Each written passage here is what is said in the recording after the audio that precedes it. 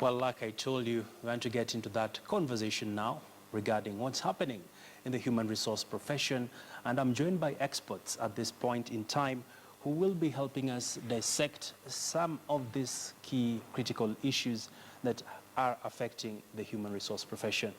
Many thanks, ladies and gentlemen. Thank you. Thank you. Allow me to quickly do some introductions. Allow me to start with the lady. We have Marsha Mushiri, who is the Human Resource Manager at Standard Group. Thank you for joining us this afternoon. We also have, on the far end, Jonathan Cook, who is the Chairman of AMI.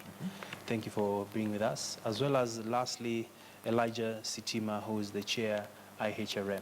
Thank you for having me, Abi. Thank you. Well, just picking up from that report that we've just aired, it seems that companies have realized the need for human resource. At the same time, they've been spending.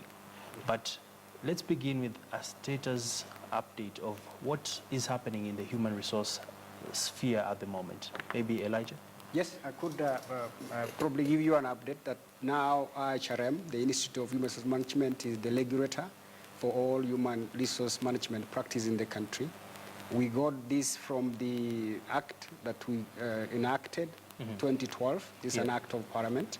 And as a regulator, we need to see the competence and the qualification of HR managers properly aligned. When you talk about a gap in human resource management development, it could be that the human resource practitioners have not taken time to get that qualification, that certification, so that they are able to confront the challenges that businesses are facing in this country especially. And this is where training comes handy in terms of what type of human capitals are you having in the business. Are they aligned to the mission, to the goals of the business? Are they able to develop the skills that are necessary to have, the business continue learning? All right. So in terms of preparedness, yes, we are appealing to all human resource practitioners to come up and be members of the Institute and participate in our human resource development activities that are geared towards making them more competent and certified to do the role of HR. All right. I can see Jonathan is edging to contribute. But before we come to you, let me bring in Marsha. You've been in the industry for over 10 years plus. And what has really defined the human resource kind of profession, as well as some of the dynamics that happen in the industry? Okay. Previously, perhaps human resource was not seen as being key to the business. Right now, human resource role is a strategic role within the business, and it plugs into the overall strategy of the organization. So this is not something that used to happen before, and it is happening now. So I would say that is the major change that has happened in human resource practice. The other thing is that human resource was not seen as a place where you are able to approach and get the answers that you need. So nowadays, human resource is warm, it is inviting, it listens to employees and seeks ways of making sure that both the organization and the employee are happy. It seems the tide is changing compared to the yesteryears where we used to have not an open door policy, but it seems the HR practitioners are also trying to reach out to the staff actually. But Jonathan, I don't know, what's your experience in terms of how has the HR profession changed over time? I would agree with what Marsha was saying. But one of the changes that is taking place at the moment that we in AMI, the African Management Initiative, are particularly interested in is the provision of training and development in ways that take account or to make use of the incredible changes in technology that are currently available to us. So the provision of the human resource support to the company cannot be divorced from performance, obviously, and performance cannot be divorced from creating the capacity to perform. And we've been very excited as we've developed this report to see that, in fact, we have good insights today into the kind of answers to the talent gap that you were speaking about. And to deal with what is quite discouraging often in that the huge investment in training often doesn't yield the results that we'd like to see from it. And that's pretty critical. I mean, we spend billions of shillings on training. And it's particularly true in management training there that doesn't always convert into bottom line performance. Looking at the report that you just released, perhaps just let us in on some of the other key highlights that stood out.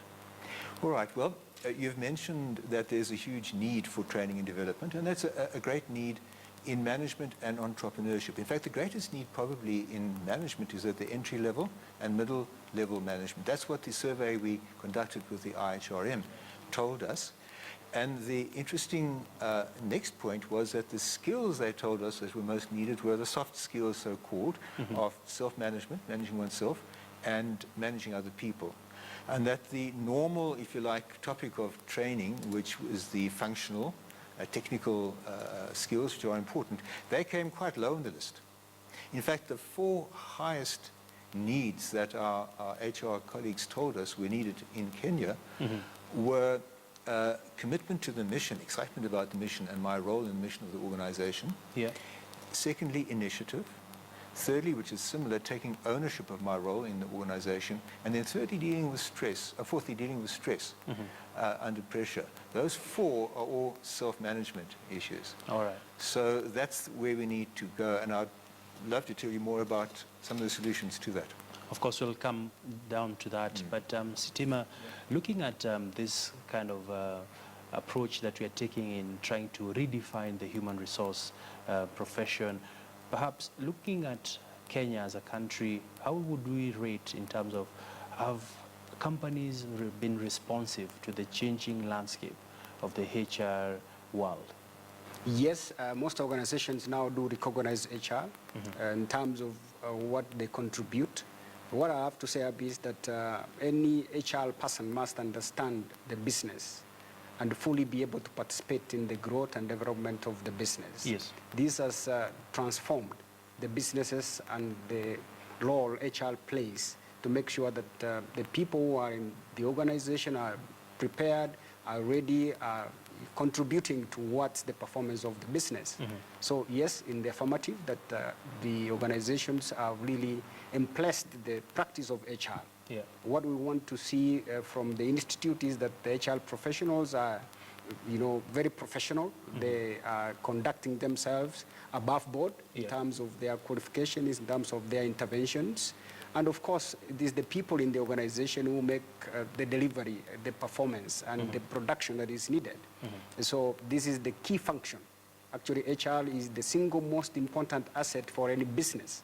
Any business that wants to prosper, that wants to be very competitive, that wants to build itself, must focus now on the aspect of its people. And the only advocate we have who will be able to bring forth the challenges is the HR practitioners. So there is that trust exchange in terms of embracing the role of HR in the business. All right. So Marsha, looking at the aspects that have been raised by the 2 gentlemen around training, as an industry, I know companies have been trying to budget in terms of having and financing these training plans they have. But are we investing enough in training? Because the general feeling amongst majority of surveys we've seen, even best company to work for reports that were released, it seems companies are not spending enough on training. I think for many employees, they would see it as that the company is not investing enough in training. But in as much as that is said, every company has a training needs analysis. And you look at what trainings do you need to roll out urgently and which ones are needed in order to elevate your employees to the place where you want them to be in terms of skills before you actually roll out a training. So what is most important is done first. And then I guess this is where now the soft skills tend to take a back seat. So you find that you're training people on, let's say, finance for non-finance people and selling skills for your sales team, because these are most urgent. Then you find that you do not look at the soft training that needs to be done in terms of are our people learning how to manage stress? Are our people able to learn how to manage themselves? Do they know that having initiative is also part of being a good, strong employee. So I think that is why you would find that in many organizations it is said that perhaps training is not being done to the extent that it should be done. But I think for most, they look at what training is most urgent for the organization and roll out that first. So I guess with what we are learning from the market, I think we'll have to take a step back and maybe look at how can we incorporate these other trainings into our training needs analysis. And Elijah, so from your end, as Marsha rightly says, companies have been trying to be strategic and sort of investing in the right kinds of training programs. But from your side, what's your take? My take is that we now need to transform from the traditional training methodologies that we have impressed for so long. We need to move into where we are inculcating a culture of performance in our training. Training that is practical, training that is to bring skills, and make sure that the mastery of skills in terms of execution are properly branded within an organization, so that you are able to deliver quality to your customers, you are able to account for your internal business processes, and you are able to satisfy the stakeholders in the business that you are involved in. Yes. So yes, the investment that is being done in training, in terms of transforming it into a return in investment, we need to transform how we are training. And when you look at the report that has been launched today from Africa Management Initiative, it has brought up new methods of delivering this training that will be able to embed better skills, mastery, and making sure that the organization then gains that competitive edge in delivering its objectives. All right. And that's really what we need in terms of making sure that we are competitive and we are available as a business. Any business will want to do this. Okay. So Jonathan, speaking about training, as we wrap up that particular issue, it seems the focus for employees is they want experiential kind of training, not just the usual workshop, seminars, which are sort of like Elijah is saying, the traditional way. What sort of modern approaches can HR managers look at when deciding what kind of training programs they can engage in? Yes. The key here is to do exactly what Elijah has said, which is to focus on practice. And that relates to the good question you put to Marsha about, are we spending enough on training? Well, the fact is there isn't all that much to spend in today's economic climate. And in Kenya, we're quite fortunate in terms of GDP growth, but if you go west to Nigeria, south to South Africa, they're in recession, actually. And the companies don't have all that much to spend. So we need to get more efficient with our spend. And that means focusing on practical activities. And research shows very clearly, in fact, that just knowing more doesn't lead managers to help their companies to perform better. It's when they implement these practices into company practices that the bottom line improvement comes. All right. So it's that, and then the hows of that are things like action learning projects, like what we call blended learning, when one can take the face-to-face interaction, which can be very motivating, but supplement it with online learning so that you get more for your money in that sense. People can use their own time to learn as well as the company time. All right. And we want to take a quick commercial break, but I still have a number of questions for them. But let's take that quick commercial break. When we come back, we'll be getting a wrap of that interview as well as some other stories that we have lined up for you this afternoon. Don't go too far.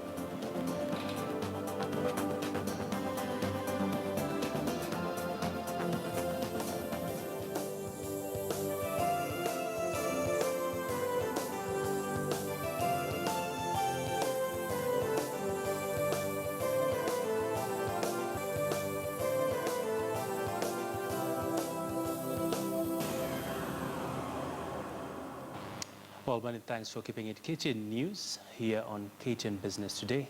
We were having an interesting conversation around the human resource development. Let's remind you of our Twitter poll question for today, and we were asking you, has Kenya done enough to streamline the human resource profession in the country? Has Kenya done enough to streamline the human resource profession in the country? That is our Twitter poll question. Do send in your comments. We'll be sampling them later on in the program. Well, ladies and gentlemen, before we went for the break, of course, the issue around regulation of human resource practitioners. As a country, we are not seeing much coming that way. I don't know, what's the position, Elijah? The position at the moment is that a lot is been happening actually, only that we haven't come out to say what is going on. But we got the Act of Parliament that is regulating the practice of human resource managers in this country. Yeah. They are now required to make sure that they register with the Institute of Human Resource Management, and they regularly do so on an annual basis, given the fact that they have to upskill on an annual basis before they are certified.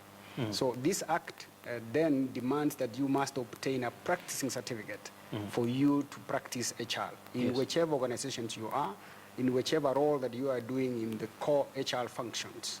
This will be right from training, compensation, industrial relations, name it, in the area of HR. So this certification then will make sure that we have all HR professionals trained and ready to confront the challenges that we have in the business. All right. As we speak now, failure to obtain this practicing certificate is illegal because we have an act that requires you to do so. Failure to renew your membership and prove that you have trained and been certified to practice HR is equally illegal.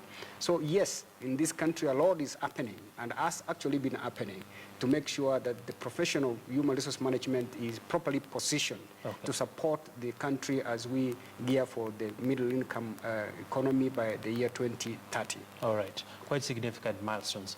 So Jonathan, you do release these reports, but in terms of implementation of perhaps, let's say, the report that you currently have, how's the implementation been and what can be done differently?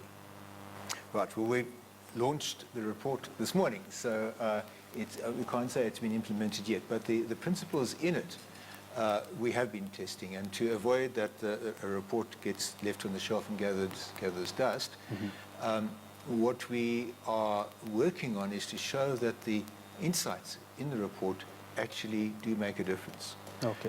And we were discussing during the break that one of the inputs to the report was a survey we did of people who had been engaged in blended learning with AMI. And we were so excited to see the statistic that 97% of them reported that the insights they'd gained from learning, they'd been able to apply in their daily work. Oh, okay. If we can demonstrate that kind of result, then it won't be dust at all. It'll be dynamite. Fantastic. Marsha, let's get the last one from you. Looking at the HR sort of world, we are living in interesting times where we have the millennials, these are the generation just before me, that are quite shaky and ready to move anytime. They no longer work for the company, they work with individuals. How do you navigate your way in such a sort of time frame that we are living in? To tell you the truth, Abby, it is not easy. The millennials are a new lot. They want gratification now. They are not willing to wait for it. So as soon as they have come into the organization, they're already looking to grow. So how do you manage them? You have to manage them. Managing them is by making sure there is a clear career path so that they know, if I do this, this is the way I will grow. Yes. Yeah. And then if we find that they are high potential or high performance employees, then we take them up on it and we make sure that we escalate their growth so that they can be able to see, this here, I started here, I have grown to this, and I will grow to this in the future. All right. Yeah. So in failure to do that with this group of millennials, you find that after a year, you will have invested in them, whatever you've invested in terms of training, in terms of capacity building, and they'll be gone. Okay. Yes. I do want to add, in terms of... Make it brief. Okay, I'll make it extremely brief. In terms of the millennials, I have to say that this is the future generation of employees. We need to impress them and be able to assist them to really get the values of the organization as they come and Okay. develop their career. All right. So in terms of going forward, to me, this is the best group to work with. They are always online. They want feedback online. They want you to, tell them how to work. They are preferring flex time. Okay. They can work from anywhere. And this is really where our economy is going. And the technological developments that we are going through require that we embrace this culture of work so that we are able to achieve better results. Thank you very much. Good place to end the conversation. We were speaking there to Jonathan Cook, who is the chairman AMI, Elijah Stima, who is the chairman AHRM, and last but not least, Masha Mushiri, who is the human resource manager at Standard Group Limited. Many thanks, ladies and gentlemen. Thank you. Of course, later on we'll be sampling how Kenyans